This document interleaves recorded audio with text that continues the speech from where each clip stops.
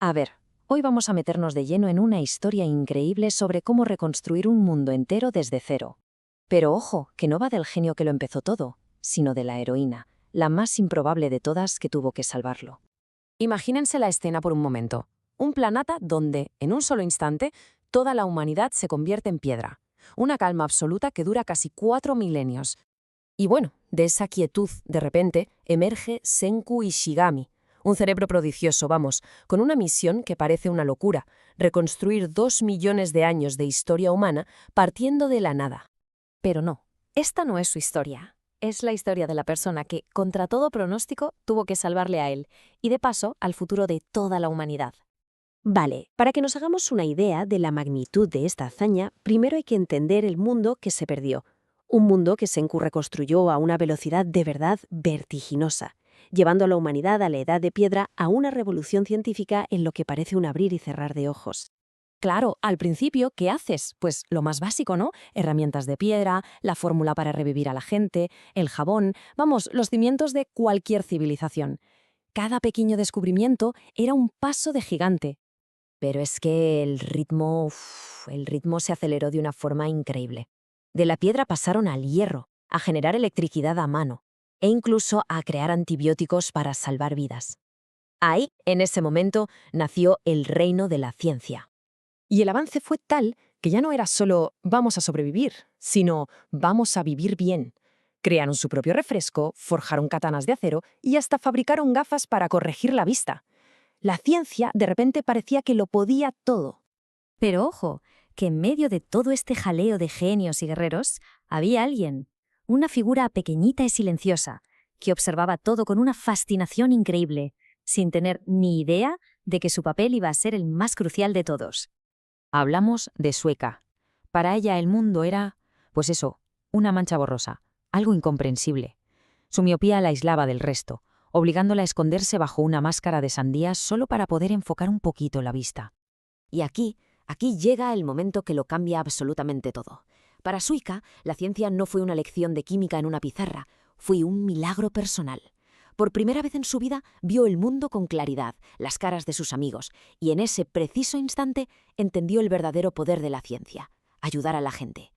Pero claro, justo cuando el reino de la ciencia estaba en su apogeo, a punto de resolver el gran misterio de la petrificación, ocurrió lo impensable. El enemigo activó su arma a escala global. Todos, cuando digo todos, es absolutamente todos convertidos en piedra otra vez. Senku, el reino de la ciencia, sus enemigos, todo ese progreso, borrado de un plumazo. El planeta volvió a ser un cementerio de estatuas silenciosas. Y con el mundo otra vez en silencio, la pregunta es obvia, ¿no? ¿Qué pasa cuando la última esperanza de la humanidad recae en los hombros de la única persona que queda en pie?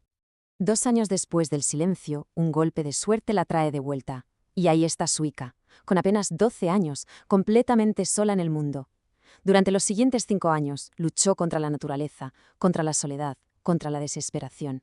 Sus primeros intentos de recrear el fluido para revivir a todos, un desastre.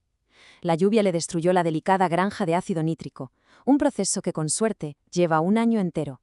Pero en lugar de rendirse, aprendió, protegió su trabajo y volvió a empezar, una y otra vez. 5 años. Es que hay que pararse a pensar en lo que significa eso. 5 años, trabajando en total soledad, sin nadie con quien cruzar una palabra, con el peso de toda la humanidad encima. Y aquí es donde te das cuenta de la fuerza mental increíble que tiene. Podría haberse hundido, era lo más normal. Pero se acordó de Senku, que también empezó solo, y se dijo a sí misma que si él pudo, ella también. No era una genio, ¿vale? Todo era humana y tenía la ciencia de su lado. Porque lo que Suika consiguió en esos años de soledad va mucho más allá de simplemente seguir una receta de un libro. Fue algo mucho, mucho más profundo. A ver, pongamos las cosas en perspectiva. Senku jugaba con ventaja, ¿eh? Tenía 2 millones de años de conocimiento en la cabeza y acceso a una cueva llena de guano, la fuente perfecta para el ácido nítrico. Suika solo tenía unas notas súper complejas, recursos limitadísimos y sus propias manos. Senku construyó la civilización. Suika tuvo que salvarla cuando todo se había perdido por segunda vez. Y lo alucinante es que, casi sin darse cuenta, lo que hizo fue aplicar el método científico puro y duro. No se limitó a repetir instrucciones. Observó por qué fallaban sus experimentos. Pensó en una solución, proteger la granja de la lluvia, y la aplicó hasta que funcionó.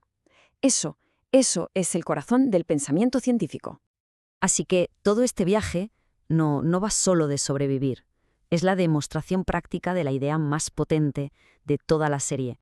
Esa frase que Senku repetía siempre, la ciencia es para todos, cualquiera la puede hacer, podría haber sonado como un simple eslogan.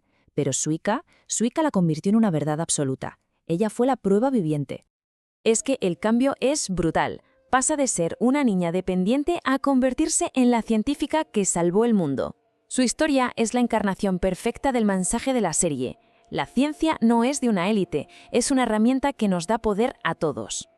Al final, la historia de Sueka es mucho más que química y fórmulas. Es un recordatorio del increíble potencial que tenemos todos para superar lo imposible, a través del conocimiento y la tenacidad. Y la pregunta que nos deja en el aire es esa. Si la ciencia es un poder que todos compartimos, ¿qué desafío es realmente imposible?